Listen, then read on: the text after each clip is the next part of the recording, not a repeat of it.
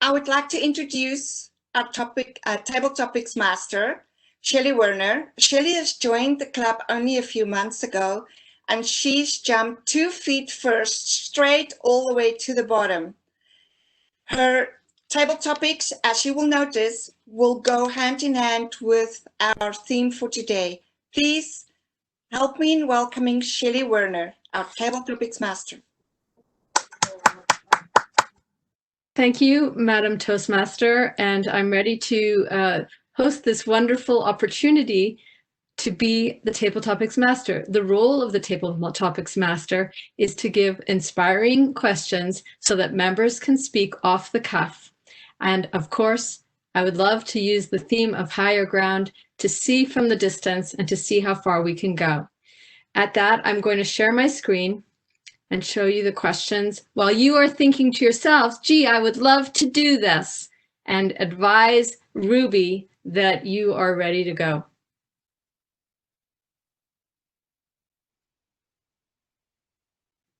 Can everybody see my screen? Somebody indicate that you can. Okay, excellent, because I can only see 4 of you. So our theme is rising to higher ground, and you can see that in this image. What activity or habit did you experience during COVID isolation that you would like to continue even after COVID isolation is over? Who would like to answer this question, Ruby?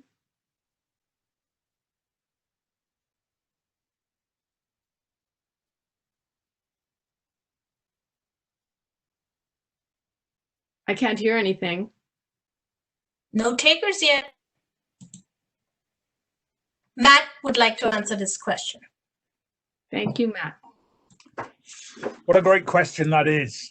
What are the habits or experiences that we've had during isolation? How can we look at a positive spin on these, something that we would like to take forward into the future way we go about life? Well, certainly it's something I've thought about recently, and maybe you can see by my video that I'm no longer working from home. I'm back in the office. I'm having to wear a shirt and trousers and a tie sometimes. And over the last period, over the last 2 or 3 months, I've had the opportunity to work from home. Was a little bit of a bind at first, trying to get myself set up at home to have the same sort of ergonomic environment that I have in the office here. Yes. However, there were so many advantages that I got to enjoy. One of them being not having to commute every day half an hour. Now, half an hour is not very much, but certainly commuting can sometimes be a bit of a bind as well, and there's a safety aspect. But just the opportunity to be at home, to be around the family a little bit more, to be able to take breaks in a very familiar environment is something that I at first struggled with, but then got used to it and actually quite enjoyed it. To tell you the truth, I would actually get up in the morning and I would put on my trousers and I'd put on my shirt and I would act as though I was in the office. But certainly sitting downstairs, having the opportunity to go up and grab a cup of homegrown coffee, or indeed share a few moments with my family, was something I really started to enjoy. And I started to think a little bit more upon a reflection I had a few years ago that if I could live in Hawaii and still do my job by working from home, how much fun would that be? Now, I may get tempted a little bit by the beaches and the sun and the sea there, but certainly I think working from home is one of the experiences I've had over the last period that I think, given the opportunity, I would do again. Madam Table Topics Master.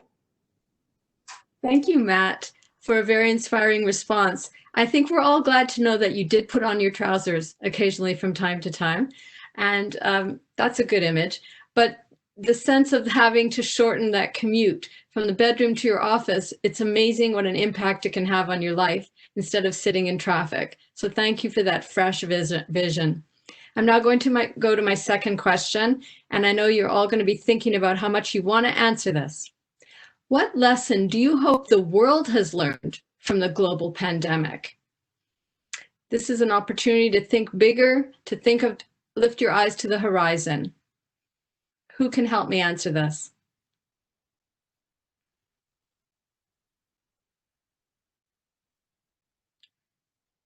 Christina has her hand up.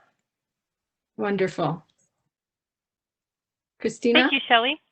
I think this is probably a thing that all of us in our heart and in our minds are trying to understand. Why did this pandemic affect me such a way, and what have we learned to move forward? And I think if there's any expression that I've really enjoyed or I really like to repeat is, we are in this together. And whether there's a pandemic or not, we are in this together, this living on this planet and community or family. So I really believe that there was a real trend back to family, for families that were falling apart because they were so busy. Not falling apart, but were not having time together. There was this sitting at the table again. There was this understanding homeschooling or working from home, and we've got to share this space. And I hope for most families that was a positive experience. So when we concentrate on the family and we actually see how much the family can be a stronger unit, it is such a valuable thing for us in every other unit, whether it's at work, whether it's at Toastmasters, whether we're part of a sports team. So I'm hoping through this pandemic that there are a lot of people who realize the value of family. We could take that one step further within Toastmasters. We've been able to connect through Zoom or WebEx, and I think that there's a lot of value in continuing that kind of connection. So rather than saying it's too cold and windy out, this blizzard is too bad, we can still maintain those connections.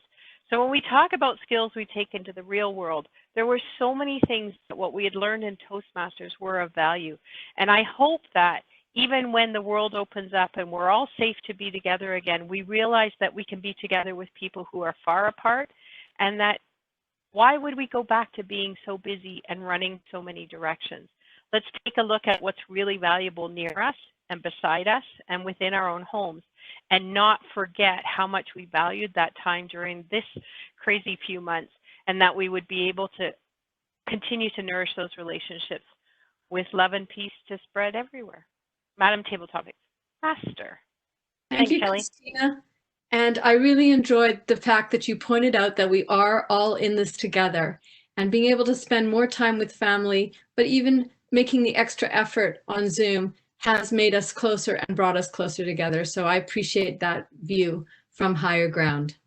And now I believe we have time for one last question, if people will volunteer real fast. What is the best or hardest part about social distancing? Doesn't mean it was bad, it might have been good. Can anybody share that with us?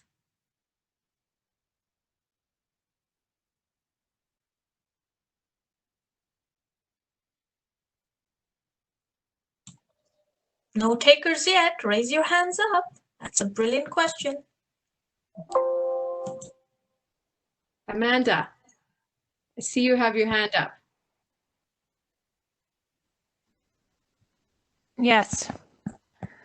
So as an introvert, and a happy introvert at that, the best part about social distancing is the fact that I am not forced to socialize and be uncomfortable in social situations as frequently, because I am in fact not supposed to. It's not recommended, which I'm pretty happy about. But I have to say the hardest part about social distancing is that I haven't had human contact for 4 months. Just me and my dog. So that's quite difficult, but I do appreciate the opportunity to slow down for sure. Thank you.